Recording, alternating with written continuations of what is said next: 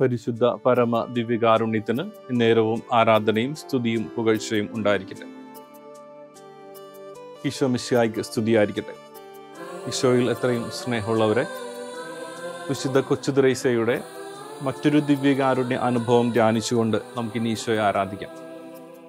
വിശുദ്ധ കൊച്ചു ത്രേസ്യ തൻ്റെ രോഗാവസ്ഥയിലായിരുന്നപ്പോഴും മരണത്തോട് അടുക്കുമ്പോഴും ഒരിക്കൽ പോലും ദിവ്യബലി മുടക്കാനായിട്ട് അവൾ ആഗ്രഹിച്ചിരുന്നില്ല.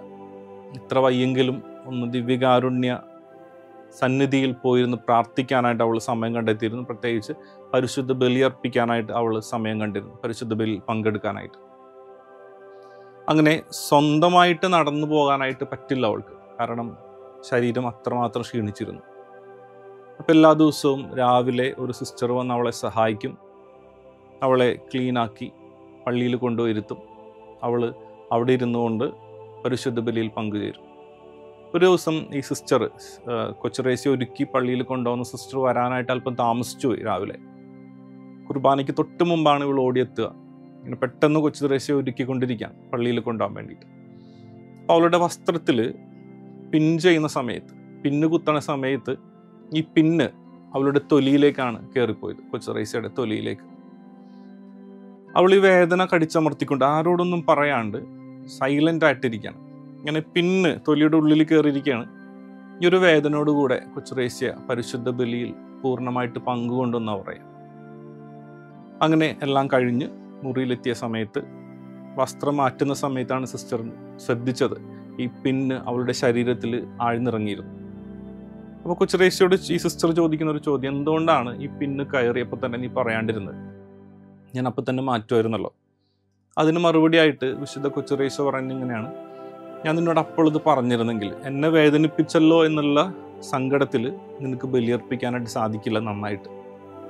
ഇനി ഞാനിപ്പോൾ അത് പറയാണ്ടിരുന്നത് കൊണ്ട് തന്നെ എൻ്റെ ഈശോയുടെ സഹനങ്ങളോട് ചേർത്ത് വെച്ച് നല്ലൊരു ബലിയർപ്പിക്കാനായിട്ട് എനിക്ക് സാധിച്ചു. അതുകൊണ്ട് ദൈവത്തിന് നന്ദി പറയാം. ഇത്രയും സ്നേഹമുള്ളവരെ, ഇന്നത്തെ സുവിശേഷത്തിൽ നമ്മൾ ധ്യാനിക്കുന്നത് വിശുദ്ധ യോഹന്നാൻ്റെ സുവിശേഷം 6-ാം അധ്യായം 60 മുതൽ 69 വരെയാണ്. കഠിനമായ ഒരു വചനം. ഈശോ തൻ്റെ ശിഷ്യന്മാരോട് പറയുന്നത് കേട്ടിട്ട്, അവൻ്റെ വചനം പങ്കുവെച്ചത് കേട്ടിട്ട് ശിഷ്യന്മാർ പറയുന്നത് ഇത് കഠിനമാണ്, ഇത് ഉൾക്കൊള്ളാനായിട്ട് ഞങ്ങൾക്ക് പറ്റില്ല, അതുകൊണ്ട് ഞങ്ങൾ പോകണം.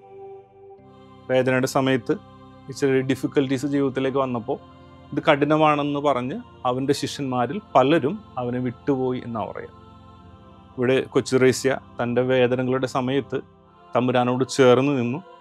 നമ്മളാവട്ടെ ഈ ശിഷ്യന്മാരെ പോലെ പലപ്പോഴും വേദനയുടെ സമയത്ത് തമ്പുരാനിൽ അകന്നു പോകാനുള്ള ഒരു ടെൻഡൻസി കാണിക്കുന്നുണ്ട് പലപ്പോഴും. ഈശോയ്ക്ക് പരാതിയില്ല, പരിഭവമില്ല, കാരണം നമ്മൾ അകന്നു പോയാലും തമ്പുരാൻ അകന്നു പോയില്ല. പത്രോസിനോട് ഈശോ ചോദിക്കുന്ന ചോദ്യം, നിങ്ങൾക്കും പോകണമെന്നുണ്ടോന്നാണ് ശിഷ്യന്മാരോട് ചോദിക്കുന്നത്. നിങ്ങൾക്കും പോകണമെന്നുണ്ടോ? പത്രോസ് ചാടിക്കേറി എപ്പോഴത്തെയും പോലെ മറുപടി പറയുമെന്ന്, കർത്താവ്, ഞങ്ങൾ ആരുടെ പക്കലേക്ക് പോകും? എവിടെ പോകും ഞങ്ങൾ? എന്നിട്ട് പറയുന്നു, നിത്യജീവൻ്റെ വാക്കുകൾ നിൻ്റെ പക്കലുണ്ടല്ലോ. അതിൻ്റെ അർത്ഥം ഞാൻ ഒരിക്കലും പോവില്ലെന്നാണ്. നിന്നെ പൂർണ്ണമായിട്ട് അറിയാവുന്നത് കൊണ്ട് കർത്താവ്, നിൻ്റെ അടുത്തുനിന്ന് ഞാൻ എങ്ങും പോവില്ല, നിന്നെ എനിക്ക് പൂർണ്ണമായിട്ട് അറിയാം എന്നുള്ളൊരു പ്രഖ്യാപനം കൂടെയാണ്. ഞങ്ങൾ എവിടെ പോകും? നീ മാത്രം മതി എന്നുള്ളത്. ഈ പത്രോസ് തന്നെ അല്പം വേദന വന്നപ്പോൾ, മറ്റുള്ളവർ ഇവന് വേദന നൽകുമെന്ന് ഉറപ്പായി കഴിഞ്ഞപ്പോൾ പടയാളികളോട് പറയുന്നത്, എനിക്കവനെ അറിഞ്ഞുകൂടാ. എന്നാലോചിച്ച് നോക്കി, രണ്ടും പറയുന്നത് ഒരാളാണ്. നിന്നെ പൂർണ്ണമായിട്ട് അറിയാം, ഞാൻ എവിടെയും പോകുന്നില്ല എന്ന് പറഞ്ഞവൻ അവസാനം വേദനകൾ വരുമെന്ന് ഉറപ്പായി കഴിഞ്ഞപ്പോൾ പറയുന്നത്, എനിക്ക് നിന്നെ അറിയാൻ പാടില്ല, എനിക്ക് അവനെ അറിഞ്ഞുകൂടാ, ഞാൻ അവനെ കണ്ടിട്ട് പോലുമില്ല എന്നൊക്കെ പറയുന്ന പത്രോസ്. ഈശോ ആരെയും കുറ്റപ്പെടുത്തുന്നില്ല. ഈശോ ചോദിക്കുന്നത്, പോകണമെന്ന് ആഗ്രഹമുണ്ടോ നിങ്ങൾക്ക് പോകാം. പ്രിയപ്പെട്ടവർ, പോയിക്കഴിഞ്ഞാൽ അവസാനം പത്രോസും കൂട്ടുകാരും ഒഴിഞ്ഞ കരങ്ങളായിട്ട് ഒഴിഞ്ഞ വലയുമായിട്ട് രാത്രി മുഴുവൻ നിന്നതുപോലെ നമ്മൾ നിൽക്കേണ്ടി വരും. പോകാതിരിക്കാം, ദിവ്യകാരുണ്യത്തോട് ചേർന്നിരിക്കാനായിട്ട് നമുക്ക് ഒരുപാട് പരിശ്രമിക്കാം. കഠിനമാണ്, വേദനയുണ്ട്, ദുഃഖമുണ്ട്. പക്ഷേ ഈ കഠിന വേദനയിൽ നമ്മൾ ഒറ്റക്കല്ല. ഇതിനേക്കാൾ കൂടുതൽ കഠിന വേദനകൾ സഹിച്ചവൻ നമ്മുടെ വേദനകൾ മനസ്സിലാക്കി നമ്മുടെ ചാരയുണ്ട് എന്നുള്ള ബോധ്യമാണ് ഈ ദിവ്യകാരുണ്യ ഈശോ നമുക്ക് എപ്പോഴും നൽകുക. അതുകൊണ്ട് ദിവ്യകാരുണ്യ ഈശോയോട് ചേർന്ന് നിന്നുകൊണ്ട് എപ്പോഴും നമ്മുടെ ജീവിതത്തെ തമ്പുരാന് ഇഷ്ടമുള്ളതുപോലെ നയിക്കാനായിട്ട് നമുക്ക് പ്രാർത്ഥിക്കാം. വേദനകൾ തരുന്നവർ തന്നുകൊണ്ടിരിക്കും, ദുഃഖങ്ങൾ തരുന്നവർ തന്നുകൊണ്ടിരിക്കും. പക്ഷേ തമ്പുരാൻ എപ്പോഴും ഇങ്ങനെ സ്നേഹിച്ച് നമ്മളെ സ്വന്തമാക്കി അവനോട് ചേർത്ത് പിടിച്ചുകൊണ്ടിരിക്കും. അപ്പോൾ അതുകൊണ്ട് ഇനിയുള്ള ഈ രാത്രി ഏറ്റവും സുന്ദരമായിട്ട് നമുക്ക് പ്രാർത്ഥിക്കാനായിട്ട് പറ്റണം. കർത്താവെ, തന്ന വേദനകൾക്കൊക്കെ നന്ദി, തന്ന സഹനങ്ങൾക്കൊക്കെ നന്ദി. ഈശോ, എത്ര വേദന സഹിച്ചാലും എത്ര സങ്കടങ്ങൾ വന്നാലും ഞങ്ങൾ നിൻ്റെ കൂടെ ആയിരിക്കാനുള്ള വലിയ കൃപ, ഒരിക്കലും അകന്നു പോകാതിരിക്കാനുള്ള കൃപ നൽകണമെന്ന് പ്രാർത്ഥിച്ചുകൊണ്ട് ഈശോയെ നമുക്ക് ആരാധിക്കാം. ഈശോയിലേക്ക് നോക്കി നമുക്ക് കൈകൾ കൂപ്പി പ്രാർത്ഥിക്കാം. ഈശോയെ, ഞങ്ങളുടെ ജീവിതത്തിൽ വേദനകൾ വന്നപ്പോൾ, ദുഃഖങ്ങൾ വന്നപ്പോൾ, പ്രത്യേകിച്ച് ഈ ദിവസം ഞങ്ങൾ ഫേസ് ചെയ്ത ഓരോ സിറ്റുവേഷനിലും ഈശോയെ, ഏതെങ്കിലും ഒരു നിമിഷത്തിൽ എന്നെ വേണ്ട എന്ന് പറഞ്ഞിട്ടുണ്ട്.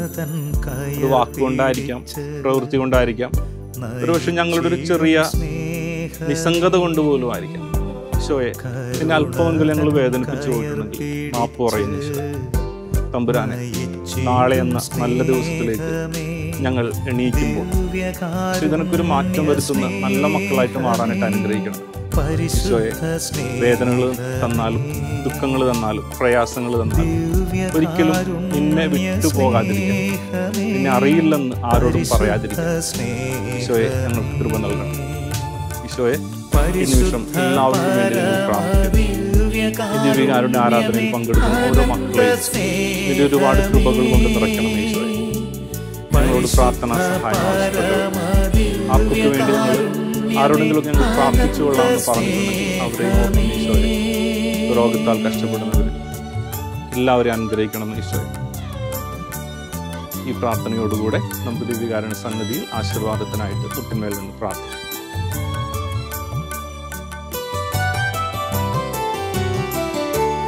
ആഴി തന്നഗാധത്തേക്കാൾ അനന്തമാം കാരുണ്യമേ, ആഴി തന്നഗാധത്തേക്കാൾ അനന്തമാം കാരുണ്യമേ, ആത്മാവിന്നകതാരിനുള്ളിൽ അഭിഷേക ജ്വാലയായി നിറയും.